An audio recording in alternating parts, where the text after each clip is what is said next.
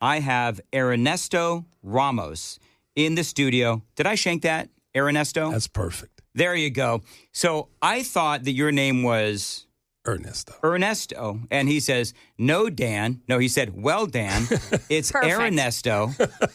And what did I say to you? I said, oh, Lord, I'm going to shank that. Yes. But apparently I got it right. Now, I'm going to tell you, Ernesto, I'm honored to be in your presence. Now, here's the story about with Ernesto is I was hosting Red Eye, and he calls up Red Eye Radio because I was talking about fatherless households and, you know, the troubles in the community and these kinds of things. And you called up Red Eye, and you told me the story about your son, who is a probation officer, and continuing the conversation, it turns out that you have an entire program that helps kids that need help and direction, and you're in Nashville, and so here you are because, again, I love what you do. So I want to start from the beginning. Your son is a probation officer. Yes. And I got to tell you, I believe that is God's work. And so talk about, and your son sounds amazing. He sounds incredible. He is incredible. So tell me, how was it that you were able to raise a son, decides that he wants to be a probation officer, and there's got to be a challenging gig. It is. As a kid, I included all of his friends. They would come by the house, and I would go out there and play football with them. It was a lot of kids that had various issues that I helped, and also I carried him to a lot of different places where he socially interacted with so many kids, and that's why it developed his social skills to a point where he wanted to go out and, you know, always be there with his friends. And I made sure I knew the majority of his friends, and that is so smart these days. Sure is. And so the challenges of being a probation officer got to be tough because you're dealing with people who have challenges. And with your son and being the probation officer, does he tell you, like, what is the biggest challenge to people coming out of the criminal justice system? Okay. The ones who really, he gives them opportunity after opportunity to get them right. He doesn't mark them off if they neglect him.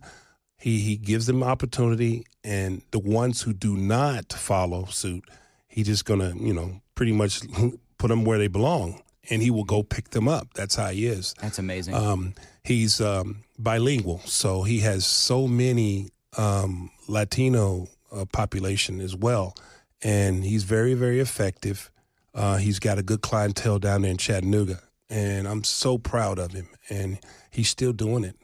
And you and your son share a passion for trying to help people. Gosh. So you have a basketball organization. It's called the South Central Basketball Alliance. Is that what it's called? Okay, very good. And what you do is you invite kids to play in this basketball league or alliance, and that gives them not only opportunity, but it also gives you the opportunity to help these kids focus on something other than, I don't know, learning bad things on the street. Talk a little bit about, this is 30 years old. 30 years you've been doing this. 30 years. So how did you get started on that? Okay, and I had the opportunity to play professional basketball when I graduated from Freed-Hardeman University from 90 to 95. I lost my sister in a car wreck, so I had to give up my professional basketball career in Puerto Rico. I was also teaching over there. My mother looked at me and said, I want you to start a program in your sister's honor. And I said, that would be wonderful. So in 1995, that's when I started the program. 30 years later, each decade, I had to reach out to kids, some kids that did not know how to play, some kids that had mental issues, some kids that were handicapped, some kids that come from broken homes, single-parent homes. Some parents had both, some kids had both homes. But my objective was to teach them social skills, mental aptitudes, where they can learn a team concept, because a lot of them come from different walks of life, and then you put them on a team. I've coached AAU for 17 years, where it wasn't all about winning, Dan. a lot of coaches focus so much on winning now these days that's all they focus on is winning, winning, winning, winning. It's not all about winning. We got blasted several games, but the opportunity these kids get, and some of them I took in did not have anything. I've gone out and asked sponsors to get them tennis shoes, and some of them couldn't do uniforms, and it's a challenge because the biggest challenge of this program was when I had to call DCS, because when I was trying on a uniform of one of the kids, he had marks on his back, and I forced him to tell me the truth, and he was physically abused. So I had to report that, and he couldn't play with me no more. He had to move out of the state, away from his family. But I've been blessed. But you saved him. Yes, I've been blessed. The ability to catch and teach social skills, regardless of winning, empowering young kids for success is our motto. And I love that motto. How do you find these kids to play in the South Central Basketball Alliance? Sometimes I take my son and we just go around looking for kids. I'll drive up to, we'll say a project area to see some people shooting some hoops. I'll walk up to, I can spot players. There's one in particular person that I caught in Dixon, Tennessee at a Zaxby's, just because just the way that person looked, and I call her Diesel, but she was 10 years old, and I knew she had a physique, but I do the searching because I'm not afraid to approach anybody. Mm-hmm. Parents, does that kid play basketball? No, but they'd like to. Okay, well, I've got a program. I can teach you the basics. They never played Ernesto. I said, well, I can teach them how to play. Mm-hmm. So I look for them. But the benefit that they get, you just said, it's not about basketball. It's about learning team sports and learning teamwork and the social skills you talk about. Tell me the kind of social skills that you're talking about that these kids can learn from basketball. Great question. There are some of these kids that I took. Some of them did not have rides to games, so sometimes I have to load up my car and take them with me. The ones that come with me, I'm teaching social skills at a high level because we might stop at a restaurant and their social skills and etiquette skills has got to be taught. Bench etiquette. How do you act on the bench? Do you really want to go in, or are you sitting there, playing around? How do you treat your parents? I invite the parents to come to my practices because I want them to see what I'm teaching so they can go out there to their basketball goals and teach them the same thing. If a parent is not there, I will reteach until the kid can go out on his own. The skills being taught, especially the mental health skills, because some of them come in with the attitude, they're angry because their parents get them to practice on time. So I'm looking at them. I can spot the mental because I've been trained in that area. If they come with attitude, I'd knock it off with a smile. And we always laugh in practice. If it's not fun, Dan, these kids will not do anything for you. That's very true. Talk about, you've been doing this for 30 years. Mm-hmm. Talk about your success stories. And I'm not talking about, hey, one year we won 15 games. Talk about the kids that came into your program at the South Central Basketball Alliance. Yes. And they needed help, they needed guidance, and how what you did helped them in life. Okay. There's well over 500 players that's come through the program within 30 years. I've had a girl from Frank Road Academy, Derica Wyatt. She earned a college scholarship at Oklahoma. I got KK Curtis. She got a scholarship at Sewanee, did outstanding there. Olivia Reinhardt, she got a scholarship at Bethel University. J.J. Wheat, he went to my college, Freed-Hardeman University, and won the national title for me. I was there, and I loved it. Wow. That's amazing. He's from Clarksville, and the coach thanked me, and I have one girl play double, Pirelli, who's playing volleyball and basketball in Colorado. Then I have some that didn't excel in basketball, but there's a Janie Reese who's a doctor now. I got some that are CPAs, and it's not all about being a professional basketball players. They're accountants and firemen, and they still communicate with me. You know, I got several players all over the Middle Tennessee area. A set of twins in East Nashville that went to basketball camp at my college, my alma mater, and did outstanding.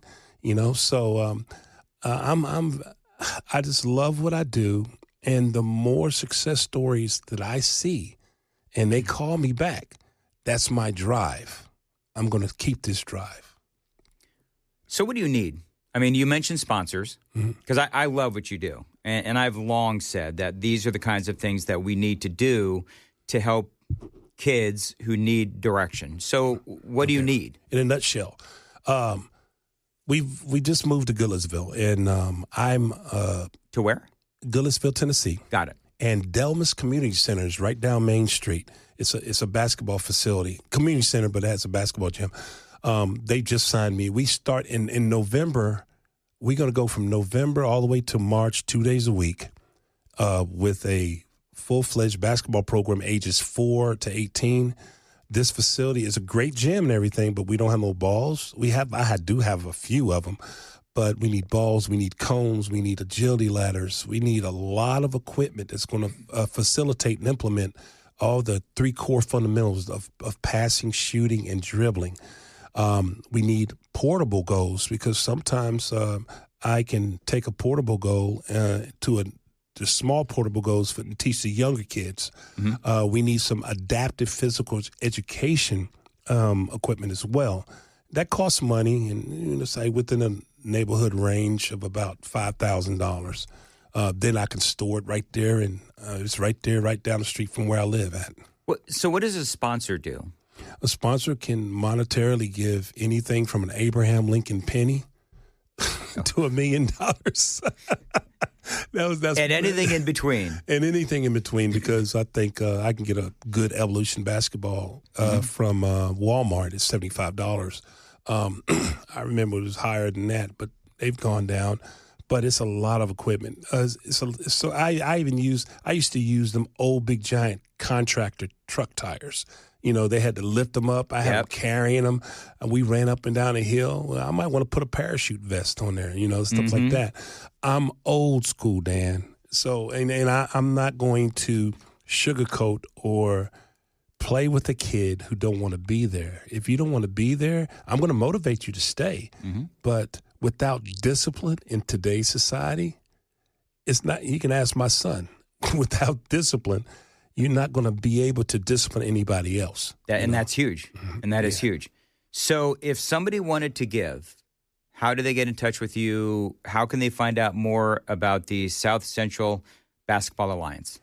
Well, you could put my number out there. It's 615-589-7907, Coach Ernesto Ramos.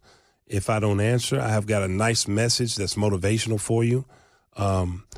This is real. 30 years, 34 players has come through this program that's received basketball college scholarships and has graduated.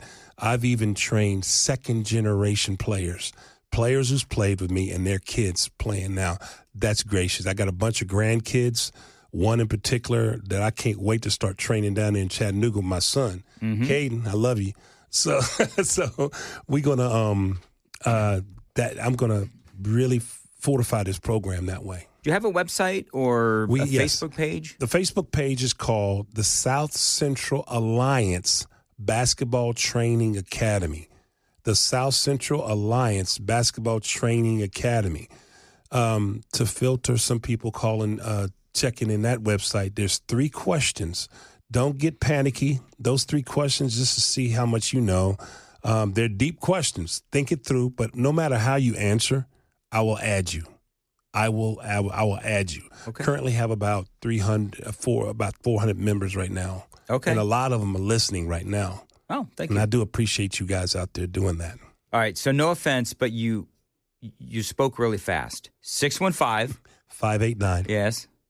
7907. All right. And also people are driving, so I need to have. Okay. So, folks, if you're driving and you weren't able to get that phone number, Y'all know how to get a hold of me. I'm on Facebook. I'm on X. I'm on all the socials. You can also hit me up on the super text line as well. Ernesto, I cannot tell you how much I love what you do. I appreciate it. We're going to try to hook you up with some stuff. And will you keep in touch? Oh, most definitely. You know where I'm at. All right, we sure do. All right, Ernesto Ramos, thank you very much for joining us. And